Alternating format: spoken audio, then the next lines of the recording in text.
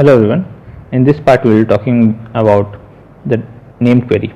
We already talked about the queries, that is Hibernate query language, and in this part we will be talking about the named query. So named query generally refers to the model class. So suppose in the subject class we have, instead of writing different kinds of query, or you can say single query every time in different classes, if you want a particular named query, that is query named to a certain type, that is in subject, if you are selecting select star from subject, or in terms of SQL you are selecting select, instead of select you are just writing from subject every time. So you want to avoid this from subject typing every time. You will just, what you will do, you will write a query that is named query,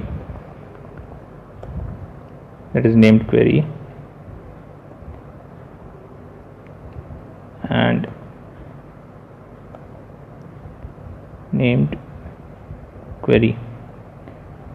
Well, I will be using javax.persistence.named query, and here you will provide name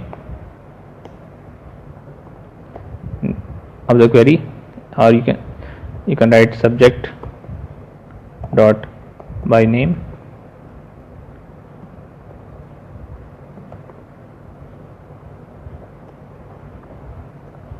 and you will provide the query as from subject where name equals question mark, and here it will be subject name. Okay, so instead of writing from subject where subject name is this every time, you just provide a named query, that is subject dot by name. It is a good practice to provide the name of the class with the type, that is by what type you are selecting the query. So I am here selecting subjects by name, so I am written subject dot by name. So every time, instead of typing the query, you just provide a named query with a certain name, and you can use this query every time using the name of the query. This is being used where the name of where the query becomes too much long, like 2 lines or 3 lines.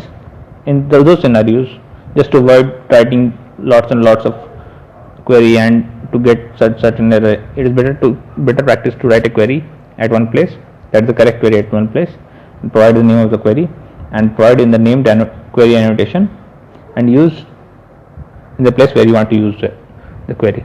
So here I will be using this query as, instead of create query, I will be using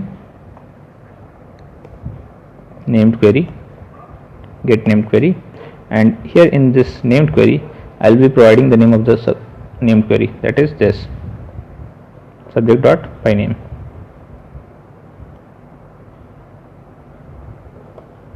And also I will have to pass the where clause, that is subject name, and I provide the condition here. So to provide the condition, what I will do, I will just put set in, here it is the name, that is by name, so I will be using q.set string, and since this is at the 0th index, this parameter is at the 0th index, so I will be putting 0 here, and I will put the name of the subject. So let's check the database. In the database we have lots of subjects. Let's put English, so I will be putting here English. Okay, and now I will be printing the data. Subject name is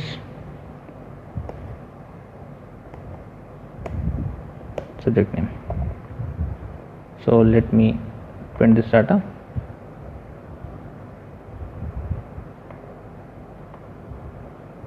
See, we got the subject name as English. So what this named query did for us is that it provided through this query and passed that parameter as English in this query, that is from subject where subject name is English, and we got the data as s.get subject name as English. So in this way we can use the name query. And one more thing is there, instead of writing the SQL, if you know the SQL query, you can just use the annotation @name native query, and here you can pass exactly the table name which is in the database. Like here I am having subject, so name as of the table as subject.